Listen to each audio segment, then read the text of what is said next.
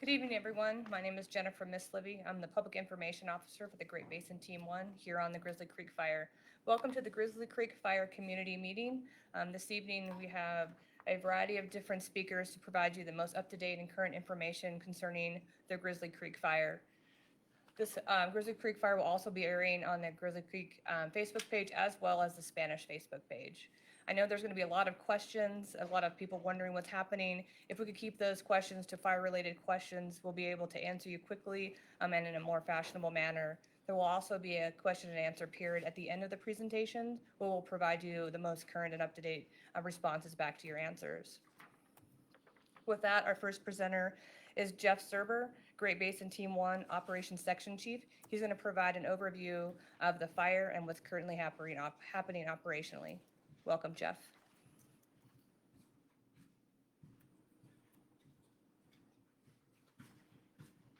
Thank you, Jennifer.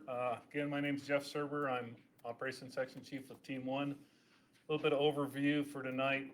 This perimeter was based on an infrared flight last night. We do one every night, and it gives us an updated perimeter for the fire. I'll get into a little Google Earth presentation that kind of shows what happened between yesterday's perimeter and today's perimeter, and it'll kind of give you an idea of the day change anyway. And you'll probably see, if you were to compare this image with the image tomorrow morning, you'll see what I'm talking about on the Google Earth. So this just gives you a general overview. I'm sure most of you that are watching already know where Glenwood Springs is, and you know where Dots Arrow is, but you can kind of see those 2 points on the map. The I-70 corridor there with a hard red line through the middle of the fire. And then we've got the north side and the south side. We've got it split up into branches and divisions. Those are terminology that we use on fires to describe where we are and where our firefighters are. And it gives you an idea of where geographically our incident action plans, if you ever see those or come to a briefing or see those online, you'll understand pretty much. It gives you an understanding where everybody's located. So we'll move on to the Google Earth image here.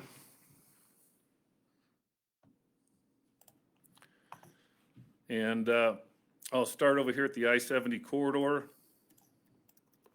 Try not to make anybody sick by flying too fast. So this is, like I say, last night's image from the infrared aircraft. It shows you that line right here that has been where the fire's draped down all the way into the bottom of No Name Crit. And the day before, just to give you an idea, right there, this triangle right there was green yesterday. And what happened last night is we have a crew in here, a fire crew with pumps and hoses and a way to keep this fire from crossing in the bottom. So last night we decided, rather than be gone in the middle of the night and not have the number of personnel that we normally have out during the day, we decided to start a little bit of ignition right here in this corner while we had the aircraft, while it was still light. And they carried this fire down through here till about midnight, and they were able to burn this out and secure this line all the way down No Name so that it doesn't have an opportunity to climb up the west side of the drainage. So that was a little bit of success that happened last night. And I just kind of wanted to use that as an indicator of the difference between what you see on the map every day and what actually IR does for you. So right here, this was growth from yesterday. Like I say, this is last night. So this was growth from yesterday. Tomorrow morning we'll get another flight, and this area here will be more like the yellow, and then it'll give us what happened the day before. So you can see the growth that's occurring on the fire in this Google image, and what exactly this fire is doing. And without getting into all of the, like I say, divisions, I'm going to try to stay away from the divisions and the branches and talk a little bit more about geography. This is the Grizzly Creek drainage. You can kind of see where Grizzly and No Name split, or Grizzly and No Name don't quite come together, but they get real close. Grizzly ends up coming down here.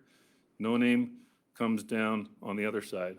Hopefully you can see where I'm pointing and it's clear enough. But so you can see that this is in between Grizzly and No Name drainages. There's a couple of cabins up here on top that we have put retardant around that I'm not, there's one right there. We call it the silver cabin. And there's another one in the drainage over here called the Brown, has a brown roof. This one now has a red roof. So it's got a lot of retardant on it, and hopefully it's safe. This afternoon, we did have kind of a little bit of run up into here, and this fire, I would guess there's a spot fire right there, but this is getting established a little bit up here on top. Not a huge concern to us right now because it's between Grizzly and No Name, so you can kind of see when I zoom out, this ridge over here is the one we're working on right now to contain the line. We understand that we're not going to send firefighters down into these drainages trying to cover this type of perimeter. You can imagine what that would be like, how many miles of actual perimeter in there. So today, in No Name, we held this. We pretty much held this in the bottom, and it did not cross the No Name drainage yet. There's a large rock escarpment here, and as you know, I believe this is Windy Point right here, this may be Windy Point over here, the road going to it. Road and a cabin right over here. And what our plan is here, we have dozer line that obviously doesn't show up on Google Earth yet. It's not that current, but we do have dozer line coming up the ridge on the little UTV road that we've drawn it out to the point right about here. So we have dozer line coming out to that point. We have hand crews that have held it down in here in the bottom, and we're painting retardant from where the dozer line ends down into here. We'll keep it out of the water, but we lay retardant in here because this is so rugged that we don't have another means of building fire line. So what that does is if you were to look back at I-70, it gives us this fire that doesn't want to move, this piece right here. This fire that we've contained for the most part down in the bottom, there's still a chance that could, with a wind or some unforeseen event could cross over, but we're starting to feel more comfortable with that. And then what I was talking about before is right down in this location, somewhere like right in here, we draw retardant right up here to the top. And there's a dozer line right here. The dozer line connects over towards Windy Point, and that's going to be, to give you more of an overview, that would be how we plan to keep the fire from coming back towards Glenwood Springs, all the way up to Windy Point. Beyond Windy Point, this fire will kind of do what fires do. As most of you probably understand, the outdoor people that get out there a lot understand what happens up here on Coffee Pot Road and White Owl and that high country. It's 10,000 feet. It's the fuels get more sparse, and the fire will follow those drainages and consume the available fuel, and then it gets into these openings and it starts to not be able to sustain itself. So we fully expect it to stay in No Name and in Grizzly and continue to throw smoke for quite some time. But that's what we're doing that's our division. November, then we move into Quebec, which is this division over in here. We have a full-blown plan to go all the way out and around up into the high country and come all the way back here to contain both Grizzly over here and No Name over here if we had to. If we had to go out there and build fire line and try to burn it. But I don't think that's a viable alternative because you can see how sparse it gets out there. It's high country. Some of it's still green and a lot of it's aspen. And it's not carrying fire very well. The reason this fire burned so well is because it was lower elevation in the canyon. It had steep walled canyon, and it just created a huge head of steam on those slopes and was able to run up there to the higher country. One thing I'd like to show, here's Grizzly, like you guys know. Here's Coffee Pot Road right across here, Coffee Pot Springs. This right here is yesterday's growth out there in Coffee Pot, which I'm sure some of the people saw. This created a pretty good plume yesterday. We have another one that kind of went off today, but it wasn't near as big. You can see exactly what's happening here. What's happening is it catches this dark timber on some of the slopes. The lighter timber is the aspen. It picks up when the wind hits it or when the heat hits it. The sun shines on it all day, and then it picks up in the afternoon. It makes a run, makes a big cloud of smoke, and then what does it do? It hits that, and it can't go anywhere. So we are up there right now with crews staying at Coffee Pot campground, probably 150 people up in that campground tonight, maybe closer to 200. But anyway, we have quite a few folks that are staying up there on top, feel very comfortable staying up there on top because of the conditions are not conducive for that fire to continue to run up towards them or cause them a big problem up there. What our plan is, I'll pull out here back over to Division Whiskey, which is the division that goes from I-70 to the north up to Coffee Pot Road and then across. So this the northeast corner of the fire, as you recall, several nights ago, it made a big run out this way.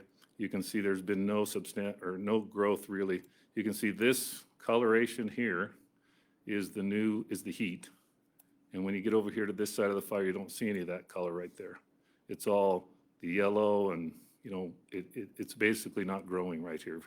As of last night, that perimeter stayed the same size as it was before. So what's happened in here is it ran out of fuel. You can see this fuel right in here is a lot more sparse. It needed wind to blow on it to make it burn.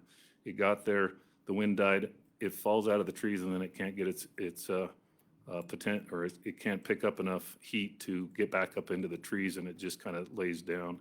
Then what we've done is we've sent crews down to the BLM trailhead here, hiked in.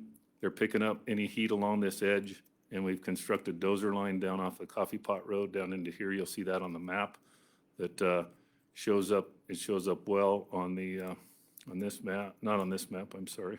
This map. No, I'm sorry. It does show that. Right.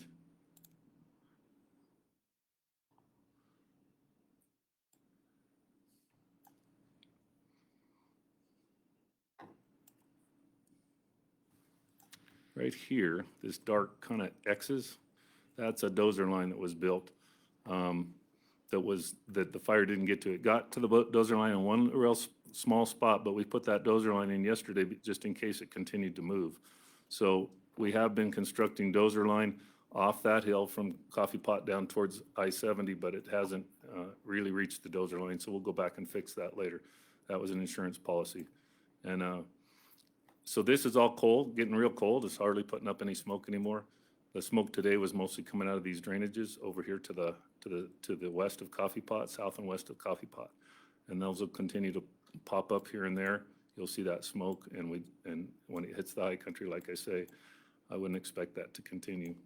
Dropping down to the Bear Ranch, this has been a problem area for us for several days. When it crossed down there by Devil's Hole several nights ago, it made a big run, and you can see the progression based upon the yellow and the different colors as it moved across above the Bear Ranch. We put in dozer line in this area, stopped the fire from impacting the Bear Ranch. There's Bear Ranch cabins, hunter cabins down in this drainage that we protected with dozer line and some burnout operations. Then the fire tried to pretty much outflank us and keep going out to the east over a period of time. It was able to work its way all the way out to Spruce Creek. This is the top of Spruce here. Big lava flow right there. You can see how effective the lava was at stopping it. We're on this road right here right now with a feller buncher taking out trees and creating a line right through this pinch point that where it has opportunity to pick up some steam and try to sneak over into the next area. And that's where line construction's going on right now. We're building a little bit of a there are a couple structures down in here. There's this little pond right there and some structures around that we're taking action on to prevent the fire from burning it. You can see one of the structures right there. So we're down in there building fire line and coming up with a plan to protect that and to stop the fire on its easternmost progression right there at Spruce Ridge. This is Spruce Ridge right here for all you folks that already know that, right on the county line. Coming back around on the top of this, we expect it to do the exact same thing I described. This is over towards Dock, I think it's Dock Flat, and up on pretty much, you can see what did the same thing. If I'm to zoom in here, it carried through that heavy fuel and it got up on top and it couldn't sustain itself. There's a Jeep trail here that we've used with a dozer just to make sure that, as an insurance policy, that we had a line that might possibly help to contain the fire, but the fire has not progress past the aspen patches once it gets to the top. And finally, as we come back around the fire, we have what we call Division A. That's from Lookout Mountain back down into the bottom. And today I was up there. Oh, I flew up there. I didn't walk up there. I talked to the folks on the ground. You know, the majority of that right there is looking real good. If you look up the canyon, I think you have that camera over on the gondola. You can look over there and you'll see that there's still some smoke coming up there, but it's nothing like it was. There's acreage gain. This right here, this pinkish area, and this pinkish area is from the difference between yesterday's map and the infrared last night. So this is not current as I speak. This is current as of maybe 10 o'clock-ish last night. So like I say, you'll see another one like this tomorrow showing the impact and the intensity of the new heat. As you know, we had a great weather day, very little wind. It gives us a great opportunity to go after these fires when we get that opportunity. When we first got here, we had red flag warnings and wind and everything else and slope and all those things that just align perfectly to create a huge fire fairly fast. And now we don't have that. We have different vegetation types. We have no wind, and it's given us a good opportunity to go back and put these lines in that we want to put in to protect the community. So that's what we're doing over here in Alpha now. All the way down to the bottom, we're just looking at an opportunity. We've looked at all the way out here on the ridge, all the way from Lookout, coming down and back into town.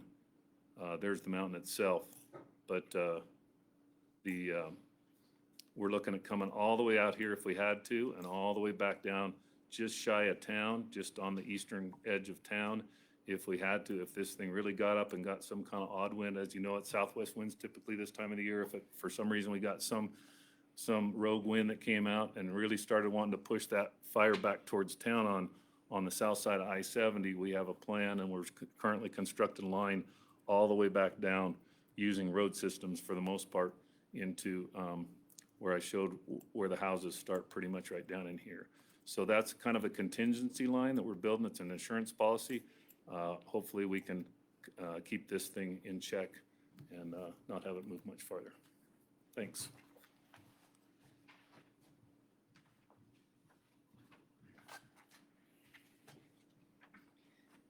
Thank you, Jeff, for that great update and very detailed. Next, we have William Basin, air quality, air quality advisor. He's in about smoke and air quality for the fire. William? Good evening. So there's no doubt that Glenwood Springs has seen the most smoke out of all this fire. It's been impacted the heaviest. We've seen hourly readings up into the unhealthy range. And they've just been impacted probably the longest out of this whole thing. As this fire continues to burn, I would expect the impacts to be coming down. A lot of it has to do with the weather, and it has to do with what happens on the fire, obviously. But the smoke just wants to travel down at night. And as it goes up, it comes down. As it sinks down, it sinks into the valleys. We're seeing impacts all the way up in Aspen that are unhealthy to very unhealthy up there at night, coming down through Carbondale, and then definitely down in here in Glenwood Springs.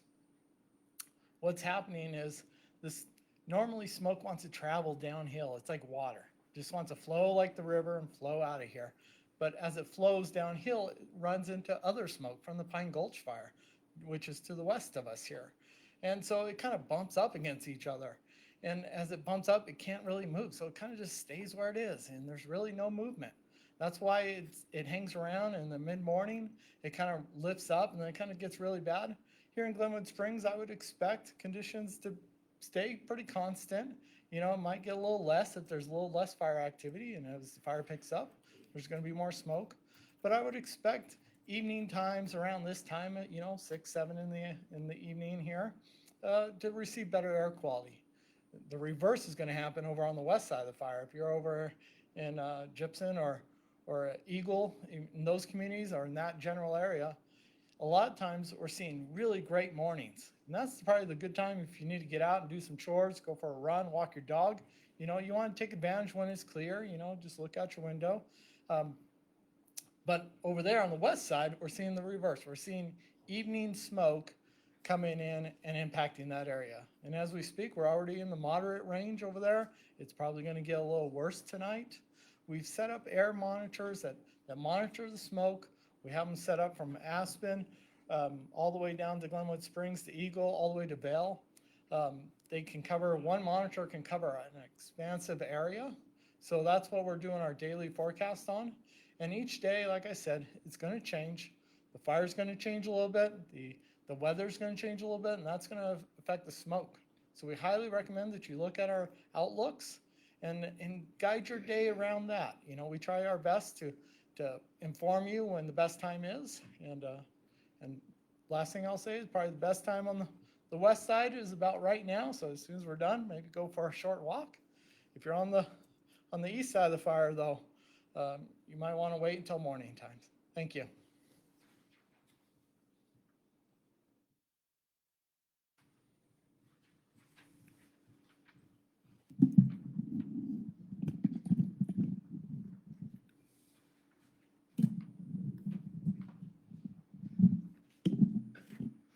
Can you guys hear me better with that? All right, perfect. All right, thank you for that update. Next, we have Marty Adele, Incident Commander for Great Basin Team 1 and Grizzly Creek. He's going to give you a general overview of the fire.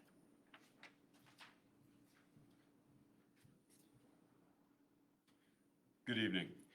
So what we've got for the next, we'll give you a prolonged look at what we can foreseeably kind of predict for the next week or so on the fire. One thing we've got going, as I discussed in previous communique, is the dry fuels that we have. That is not getting any better. It's prolonged, it's very dry outside, it's very hot outside. That will continue on. Our temperatures, as like everywhere else in the West, are very high, abnormally high, and the relative humidities are very, very low, the amount of moisture in the air. I've been seeing single-digit readings, which are extremely low throughout the Glenwood Springs area and throughout Colorado. With that, I know this is a little bit counterintuitive, but we are looking at possible thunderstorms that will be developing to the north of the Grizzly Creek fire.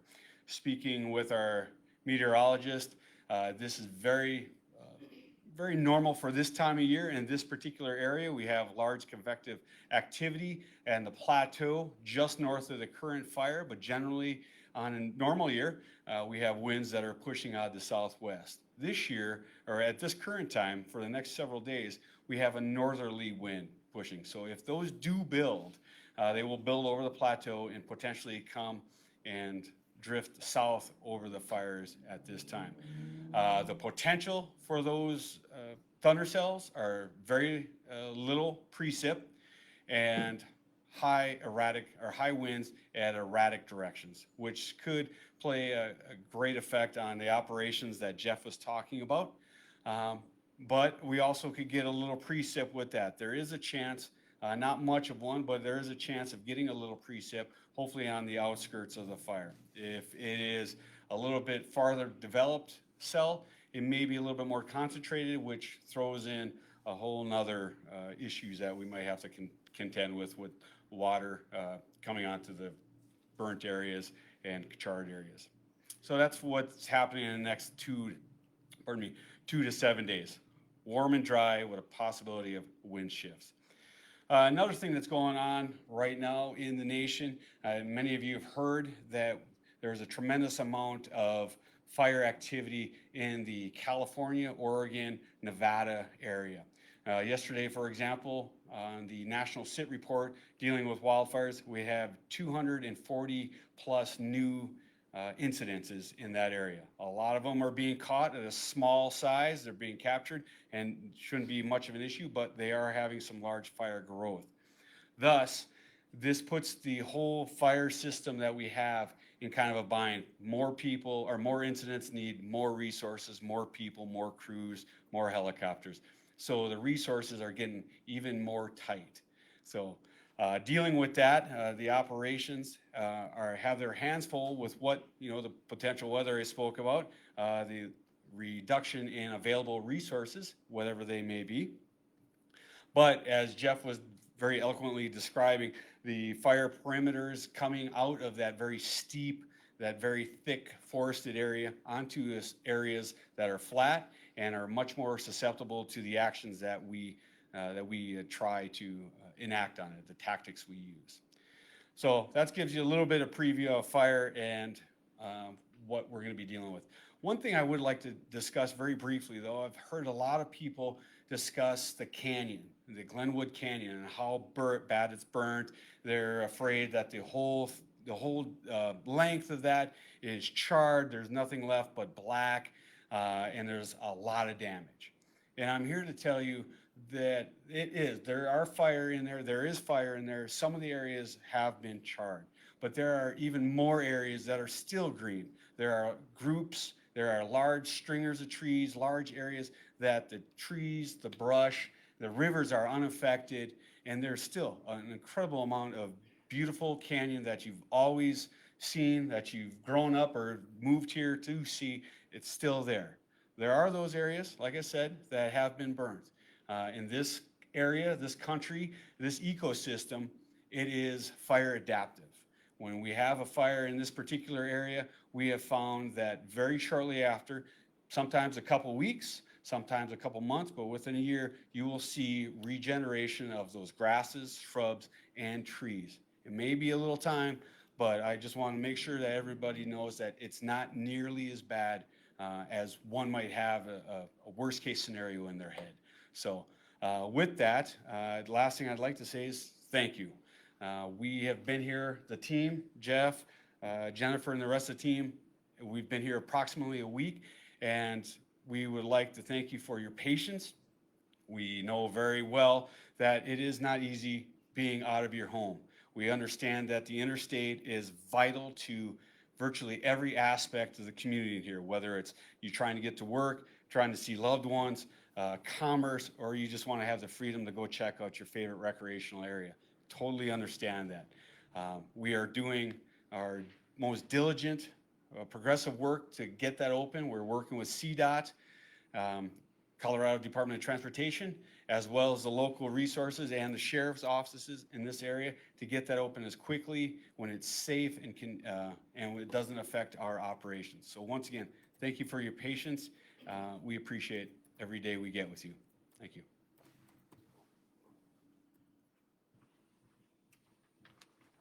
Thank you, Barney, for that update, specifically about the canyon and kind of the effects that the fire has and what the future could look like. Next, we have the Eagle County Undersheriff, Mike McWilliam. He's going to talk about pre-evacuation, ready, set, go, and the alerts. Good evening. If you live in Eagle County and you haven't already signed up for ecalert.org, please do so. That's the way that we get information to you if we have an evacuation. Also check out ecemergency.org. That's where you'll find the information that I'm talking about in greater detail. Eagle County continues in stage 2 fire restrictions. We still have evacuations for the areas of Culture Creek Estates and Buck Point Drive. Both of those are south of the area where Bear Ranch is at. We have pre-evacuation for most of the Dotsero area, which is Two Rivers Village, Dotsero Mobile Home Park, Sweetwater Road, and Derby Mesa Loop. The Coffee Pot Road is continued to be closed because of heavy firefighting activity in the area. We have let some ranchers in there to move livestock out of the way. Road-wise, we have Cottonwood Pass is closed. If you have an extremely critical need impacting health and safety, you can send an email to esf1.transportation@eaglecounty.us and ask for a form that you can fill out, which we may be able to get you through Cottonwood Pass. Again, if it's extremely critical, impacting health and safety. Crooked Creek Pass is still closed by the Forest Service. That's the road that goes from Eagle to Thomasville. And the Colorado River Road is open, but the river access from Catamount down to Dotsero Landing area is closed, including the campgrounds in the river. This is because of heavy firefighting activity in that area. The BLM and the Forest Service have notices of closure in parts of Eagle County. So look at their website and you'll see their information. And if you need to get around Glenwood Canyon, go to cotrip.org and that will show all the detour information to get around that closure. And I'd like to remind everybody to look at Ready, Set, Go, which is a wildfire action and planning website that has a lot of great information on you to how to prepare your home and get ready for an evacuation. Thank you.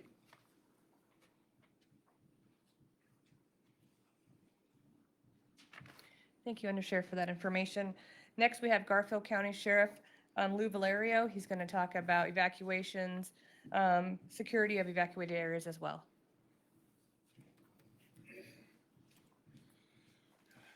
Good evening. Thanks for taking time to be with us. Want to talk about some of the evacuations that continue, maybe the reasons behind what we do. People are asking, well, there's no fire or smoke around my house, why I can't get in? So let's start off with the Undersheriff mentioned that Sweetwater Road is under pre-evacuation. Of course, the Sweetwater community is also under a pre-evacuation order.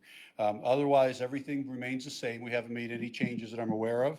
So that includes the no-name area, Lookout Mountain, Homestead Estates, High Aspen Ranch, Spring Valley Ranch, and of course, Bear Ranch area is evacuated as well.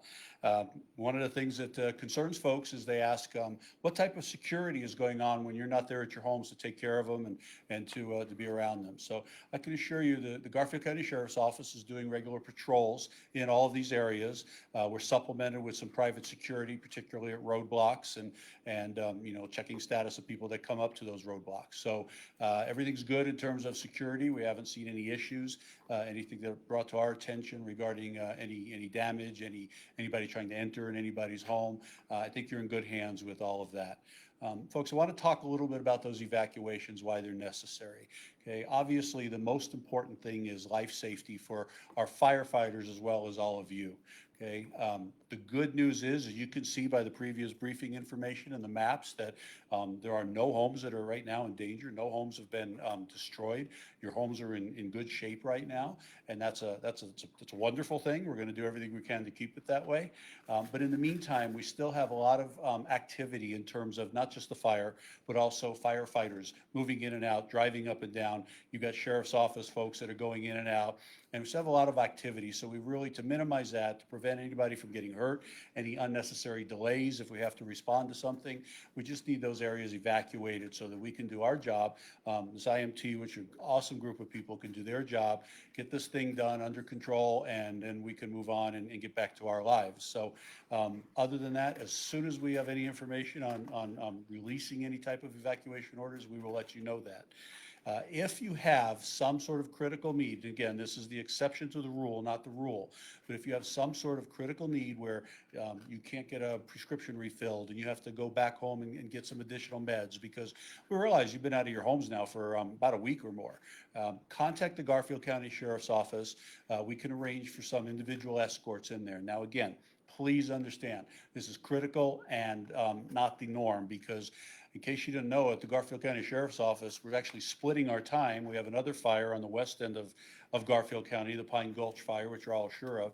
And our folks, our deputies, literally are having to kind of split our time. It's not uncommon for those guys to come this way when we have a fire event and we have to help and evacuate homes, and then drive back to the other side of the county and do the same thing at that fire. So again, please be patient with us. We understand. I can tell you that I've actually, in my career and since I've lived here, I've been evacuated 3 times from my home.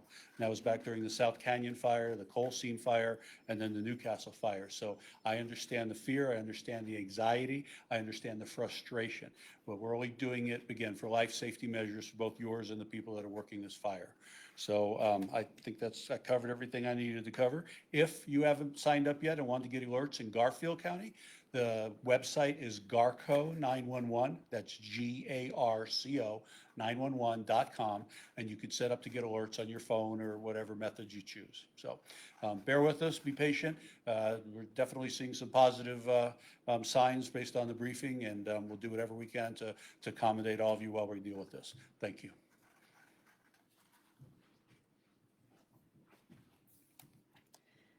Thank you, Sheriff Valerio. And our final speaker tonight is Lisa Steffler, White River National Forest Deputy Forest Supervisor. She's going to talk on road closures, Bear Team, and the watershed. Lisa?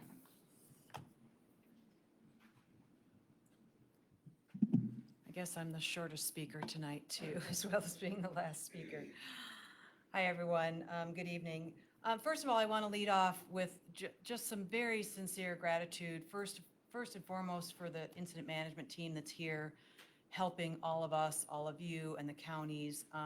They've been great to work with, and we've developed a very fast and close working relationship. So thank you for that. I also Want to make sure to thank all of you for your patience. I know others have already said it, but it is a really difficult time.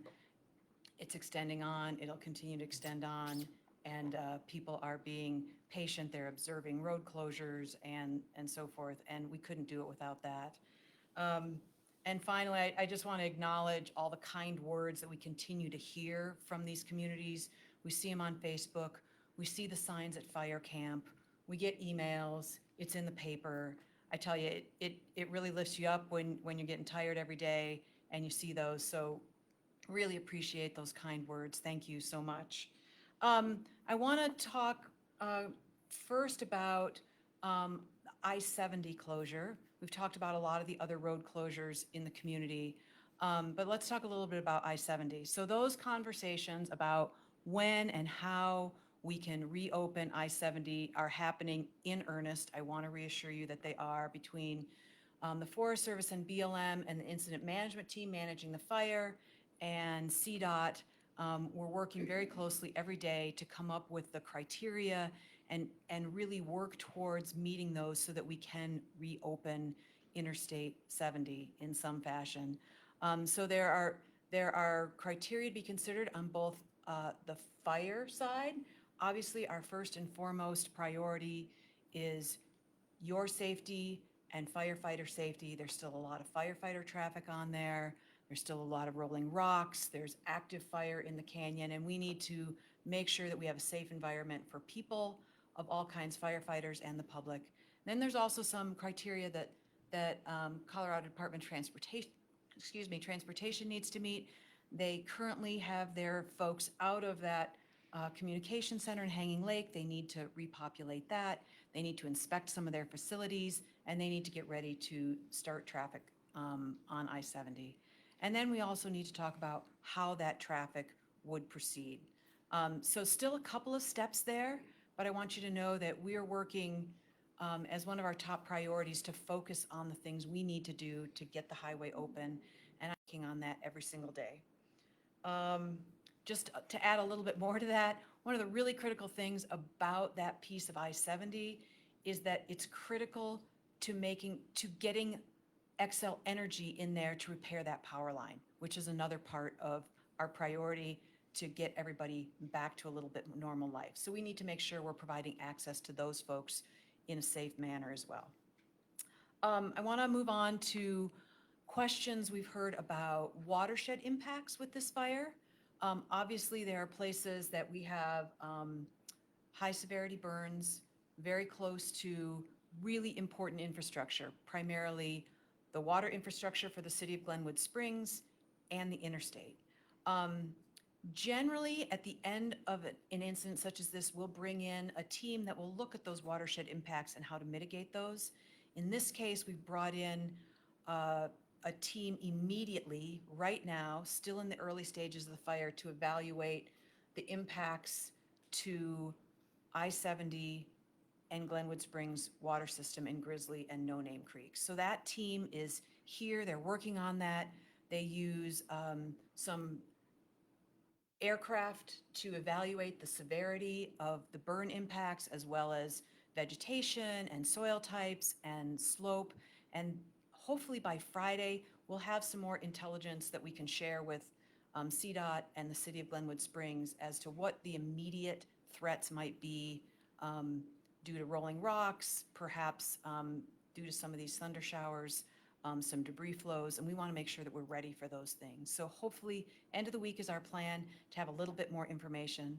We'll follow through later in the fire with more large-scale across the entire fire impacts, but for now, we're focusing immediately on the interstate and the water system.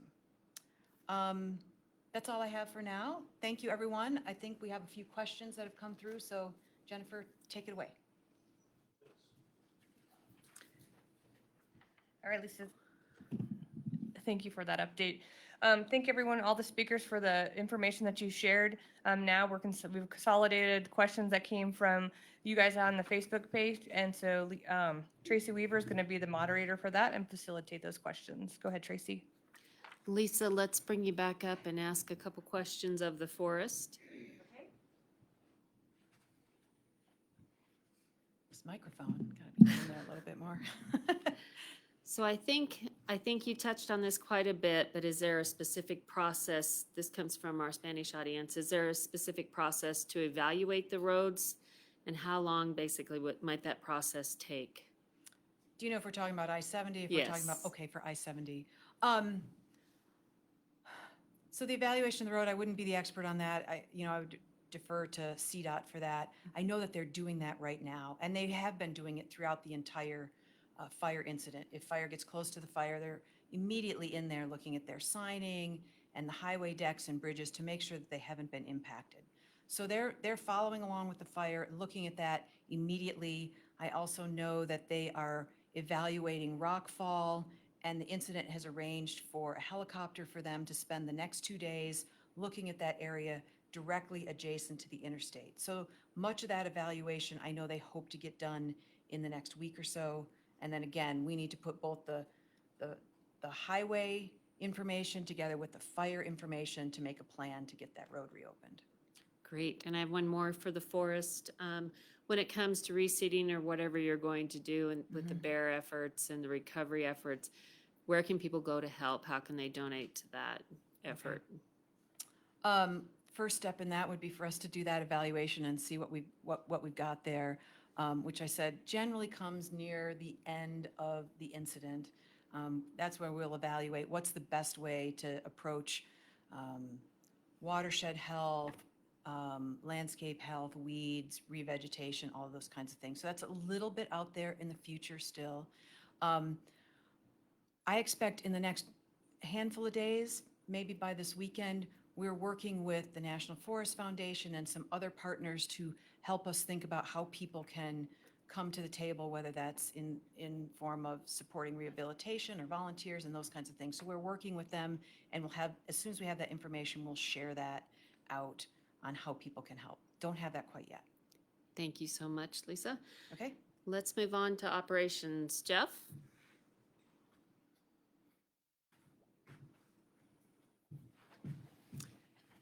Many of the questions for you deal with containment and why the fire is still showing 0% containment when you've got so much good work done. What would it take to bump up the containment? Well, that will happen starting tomorrow. What we've done is, the 4 or 5 days, 6 days we've been here, we have digital methods of collecting information.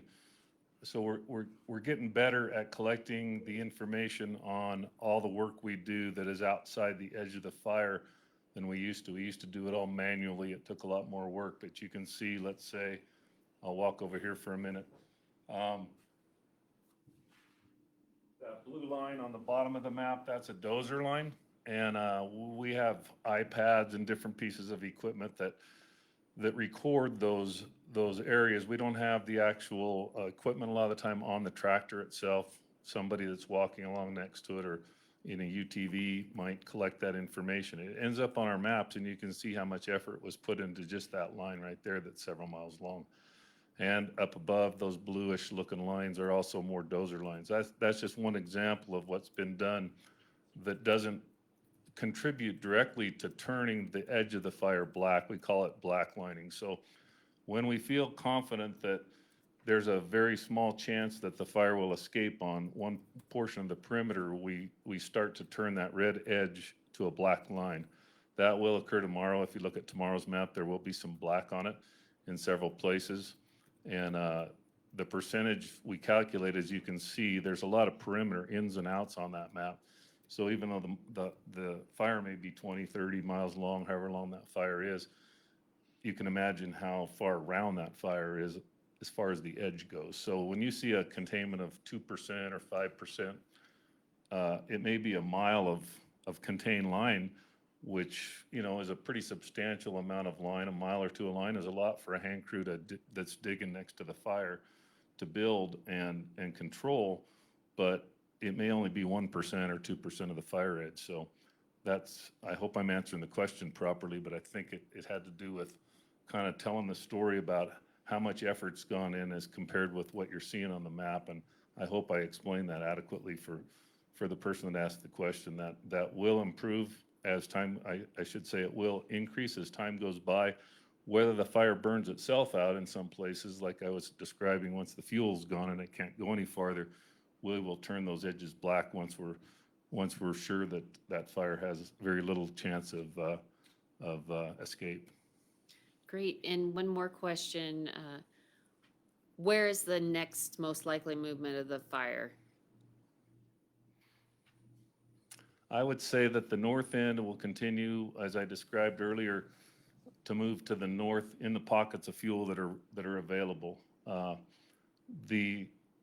would say the one of our concerns, I'll point out the concerns, is right here where I'm going to point. That area hasn't had any line put in. It's oak brush. There have been, as most people know, fatalities on fires in this area in the oak brush, and building fire line downhill is one of the cautions we're given as far as firefighters not to do. When you don't know what's below you, how much heat's below you, you don't want to commit yourself to something that you have to run uphill away from. So that has been contained mostly with retardant. We are trying to assess, and I described the line where I'm going to point now.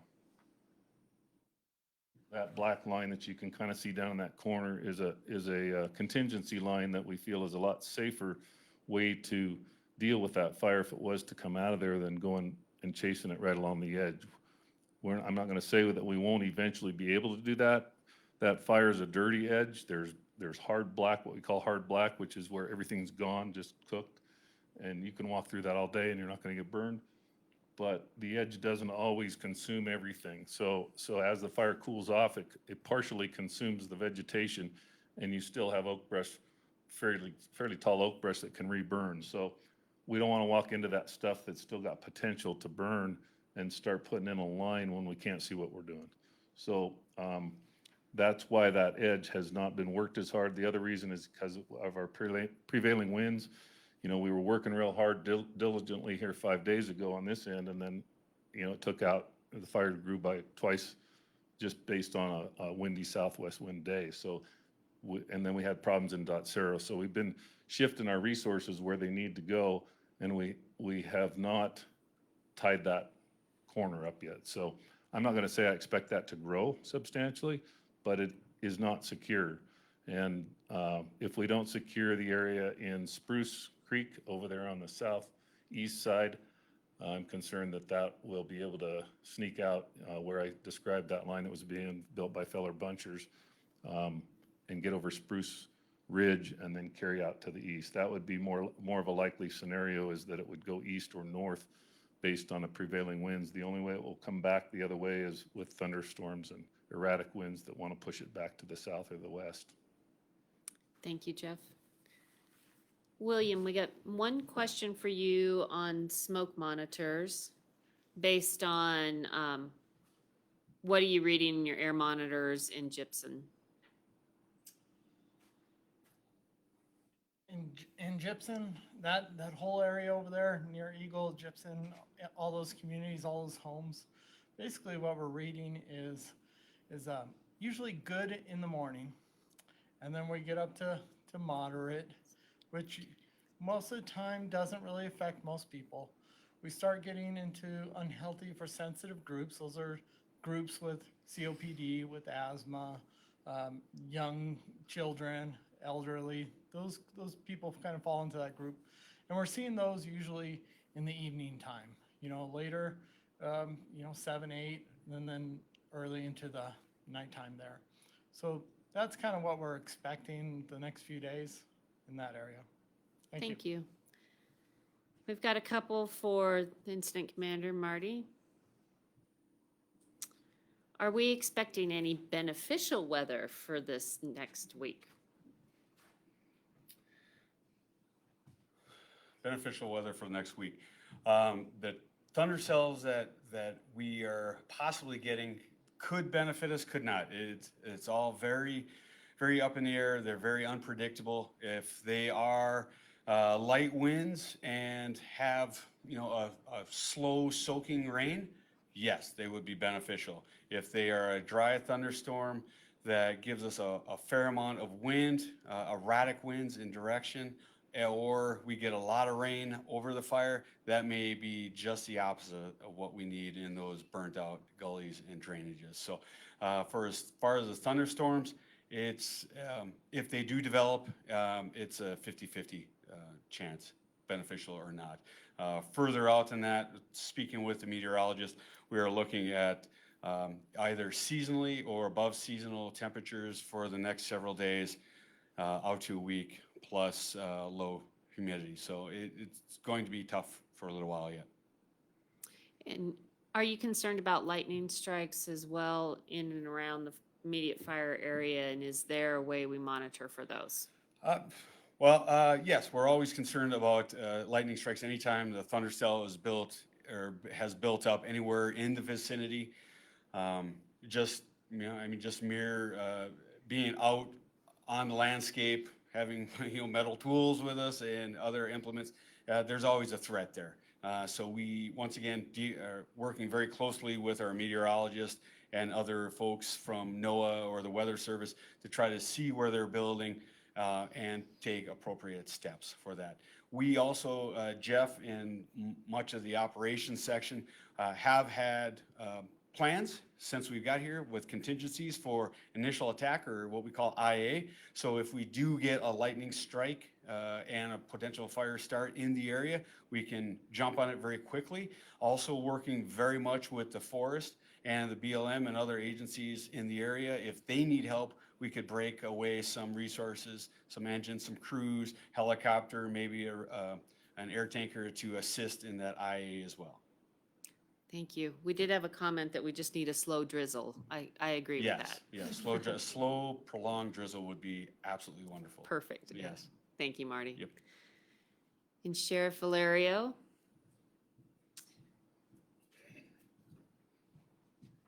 Couple questions for you. Should there be more evacuations, what should evacuees do with propane tanks? Good question. Actually, probably the fire guys are the better ones to explain those, but if you've got small tanks, I assume, you know, the small barbecue type, and you can take those with you, that might be a good idea. As far as large propane tanks, obviously, I think turn them off. Don't allow, you know, the flow to the house. But I think that in general, other than maybe extreme heat, what I've seen in my experience is they're fairly secure and not a major concern, but I would defer that to the firefighters. So. And we talked a little bit about critical employees and how we define that to be able to get them through, and what road do they take if they need to get from one side of the fire to the other for work purposes. Yeah, and that's a tricky question too, because somebody's idea of critical may not be somebody else's. Obviously, we've had some people that are in law enforcement and you know, medical profession that need to get through for certain medical procedures, you know, to the hospital or whatever. But as a rule, if you just have to go to work, or you just, you know, it's a tough thing to say, but I live in Eagle and I have to take a 4-hour detour to get to Glenwood, but that's still what we're recommending at this point. If somebody is at a critical stage, they can contact us. We have a discussion with the IMT, the CDOT, to see how we can arrange to escort them through. But there is really is a hard definition for who critical is. Thank you. And one other question is a concern about some homeless camps, and have they been contacted on, I think it's Traver Trail or? Traver Trail? That's a great question. I think they have, since there's been so much activity up Traver Trail with the fire guys working that and building line up there. I know our deputies have been up there for several reasons. There's, you know, the caverns are up there, the mine is up there. So I'm pretty confident that they have been in contact, that we've contacted all those that we can. They're seeing and being aware of what's made, or what's going on up there. And I'm certain they're taking, you know, their own precautions. I don't see any new questions coming in other than what can the community do to help? Does the Sheriff's Department have any ideas on that? You know, that is such a great question. We get that all the time. I have people calling me on a regular basis what can we do? Can we donate this? Can we do this? Can we set up a GoFundMe page for something? And honestly, right now, and we talked about this earlier on in a previous briefing, right now, the best thing you do is really just kind of cooperate. In a very polite manner, stay out of the way so the firefighters can do what they need to do and we can do what we need to do. Everything's appreciated, but I certainly know that our fire guys are in great shape. They get fed 3 times a day and are well taken care of. We don't have anybody that's really hurting as far as a tragic event where we could raise funds for somebody because their house burned down or they don't have insurance or just hasn't happened, and hopefully cross our fingers it won't happen. So really right now, the patience, the understanding, the thumbs up, the appreciation, that's always a good thing. And really that probably goes more of a long way right now than anything else. Great, thank you so much. Jennifer, that concludes our questions. All right, thank you, everyone. Thank you to the speakers, the presenters, and also thank you for everyone participating and watching in today. Our next community meeting is set for Thursday, August 20th at 6 p.m. Have a great evening, and we'll talk to you then. This is Tracy.